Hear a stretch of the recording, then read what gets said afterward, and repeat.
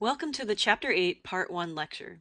You should use the information in this lecture to complete the Chapter 8, Part 1 guided notes, which of course you should complete before you attend class.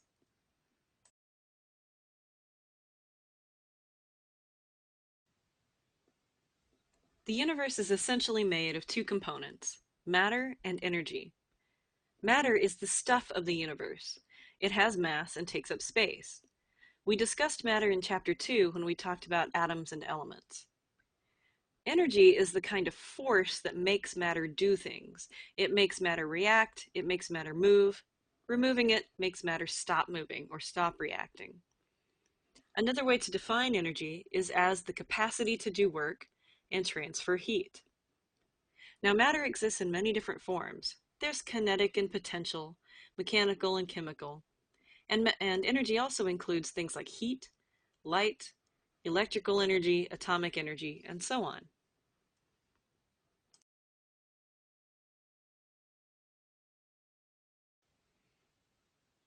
Here are the two most common categories of energy, kinetic and potential. Kinetic energy is energy in motion. Objects that are moving, such as these penguins flying off the iceberg, have kinetic energy. You also find kinetic energy in light reflecting off of an object, in heat rising from molecules, in electricity flowing through objects, even in the vibrations of atoms inside a solid. That represents kinetic energy. Potential energy is stored energy. So for instance, the energy that you find inside a battery is stored up. It has the potential to do work, so we call it potential energy. You also find potential energy in the bonds between atoms. So for instance, there's energy in the bond between this carbon and this hydrogen, holding them together. An object can also have potential energy because of its position relative to the Earth. So for instance, this little penguin that's on the edge of the iceberg, it isn't falling forward yet, it's not flying through the air yet, but gravity is going to be pulling pretty hard on its body and pulling it down, so it has the most potential energy. It has the most potential to fly forward.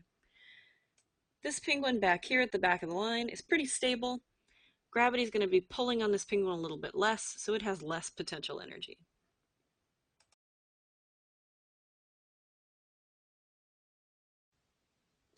Another way to classify energy is as chemical energy or mechanical energy. Now, chemical energy, as the name implies, is the energy inside chemicals. It's the energy that helps hold the bonds between atoms together. It's the energy within the atoms that allows the electrons to move around in the electron clouds. For instance, inside our muscle cells, you'll find sugars, and sugars contain the energy that will allow our muscle cells to contract. That's chemical energy. When two or more parts of a system physically fit together and physically move together, we say that they have mechanical energy. So for instance, when the gears inside this bicycle are moving around and around, we say they have mechanical energy. Another example of mechanical energy occurs in the muscles of your arm. When you contract the muscles of your arm, the muscles pull on the bones and move the arm relative to the joints and make them bend. We say that those large moving parts working together have mechanical energy.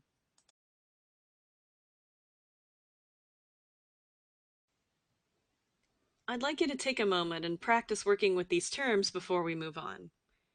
For this your turn, you should examine each scenario and determine which type of energy you think it represents.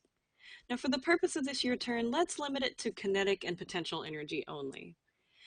The truth is that if you look at these scenarios too closely, you'll find every kind of energy represented in every situation. So let's just keep it simple.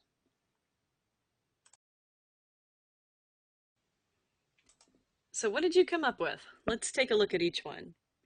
First, a stationary roller coaster on top of a drop.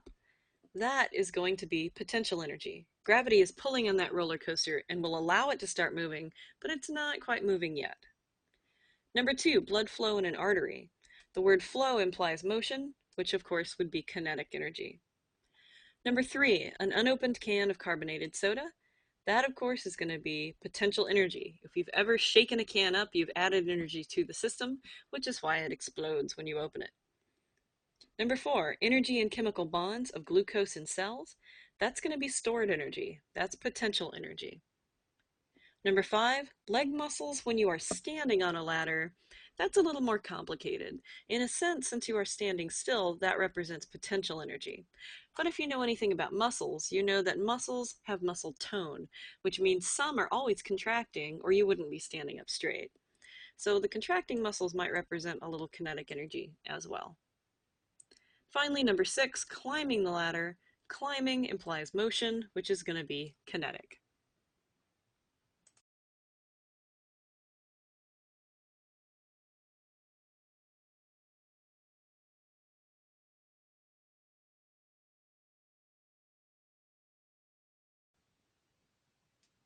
The laws of thermodynamics help describe a little bit about how energy behaves. The first law of thermodynamics is known as the law of conservation of energy, and it tells us that energy is never created nor destroyed. For instance, when you eat a big sandwich, there's energy inside that sandwich, but you're not creating that energy. It's just being transferred into your cells.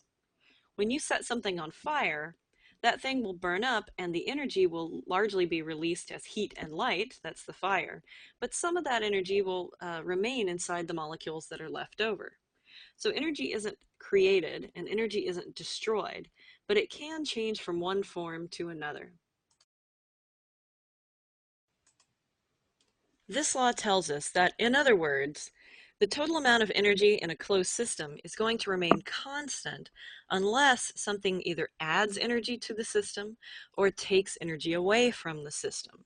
But the energy will never be created or destroyed.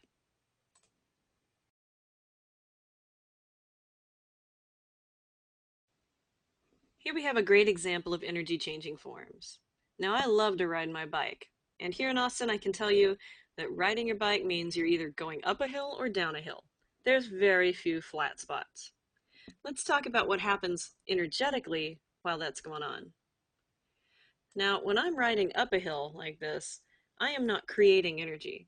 But what's happening is that some of my kinetic energy, the energy of my motion, is getting transferred and changed into potential energy. When I'm finally at the top of the hill, I have the most potential energy. And as I start to cruise down the hill, that energy will change forms again from potential back into kinetic. And that means that my body can move faster, the bike can move faster, the gears can move faster, and we can move faster as we charge down the hill. So I'm not creating or destroying energy, but it is changing from one form to another, and it can change back and forth.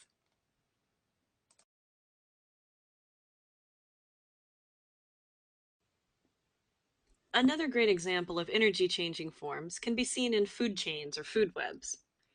It all starts with the sun. Now, the sun isn't creating energy, but it is releasing a lot of energy through fusion reactions. So that solar energy comes down and it hits this plant.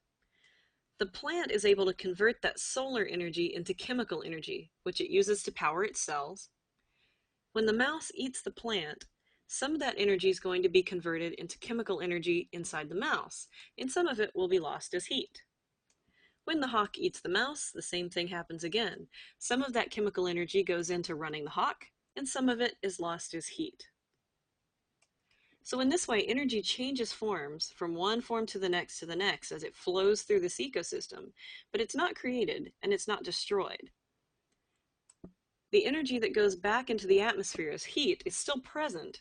It's just not chemical energy anymore.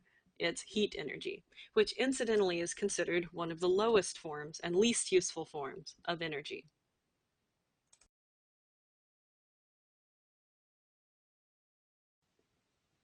The second law of thermodynamics is the law of entropy. The law of entropy describes a couple of different phenomena that have to do with energy. First, it tells us that the amount of useful energy in a system tends to decrease as energy changes from one form to another. Second, it describes kind of how molecules within that system are going to behave. The term entropy refers to the tendency of molecules to go from an organized state to a less organized state. So in other words, it says that large molecules tend to break down over time, going from organized molecules to less organized molecules. Let's apply the law of entropy in this example. Here we have gasoline molecules. Gasoline molecules are pretty organized and they have a lot of chemical energy. Now, if you take those gasoline molecules and you put them in a combustion engine, they'll burn, and that energy will be converted into mechanical energy that runs the car, and also a lot of it will be converted into heat energy that's lost through the exhaust. Now, the molecules in the gasoline are also changing. They start out as these complex gas molecules, and they end up as these smaller, less complex molecules that we find in the exhaust. Now, the heat energy that is released by this reaction is less useful than the chemical energy we started with in the gasoline.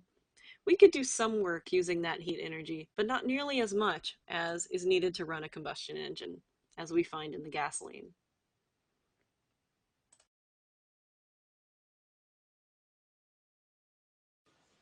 So if molecules have this tendency to go from more ordered forms to more disordered forms, and energy is constantly changing forms and becoming less and less useful, how do we stay alive? Well, let's take this bear as an example. This bear is munching down on this fish. Why is it doing that? Well, one, it's going to use and recycle those molecules into its own body, but also it needs a constant input of energy in order to stay alive. In order to keep those molecules ordered and to replace molecules that have been broken down, it needs a constant input of energy.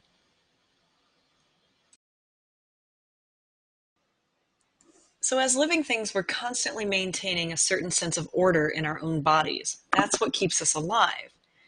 And it might seem like that violates the second law of thermodynamics, but really it doesn't. Let me explain.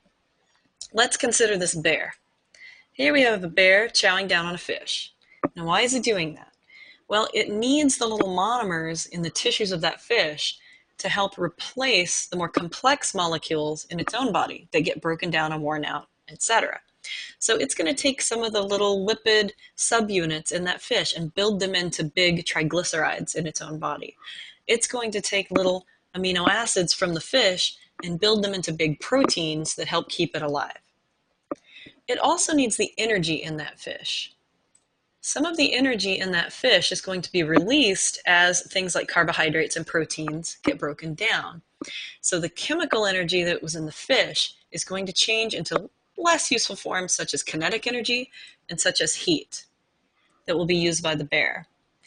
The heat energy that finally results from all of this will leave the bear, it will go back into the atmosphere. And remember that heat energy is less useful than chemical energy. Also consider that through these interactions, some of the molecules in the fish are going to be converted from something like glucose into something like CO2 and water. So the molecules are going from a more ordered form to a less ordered form, which get breathed out by the bear back into the environment. So what does this all mean? It means that living things are really sort of islands of order in a very disordered universe. That as the level of order goes up in this bear, the level of order in the universe actually goes down. Or if you want to flip that, as the level of entropy in this bear goes down, the level of entropy in the universe is actually going up.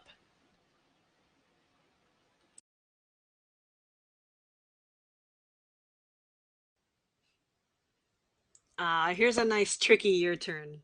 I want you to really think about these laws of thermodynamics, and I want you to tell me why you think your body temperature increases when you exercise. I also want you to tell me how this relates to both laws of thermodynamics. Brainstorm it, jot down an answer, and bring it to class with you.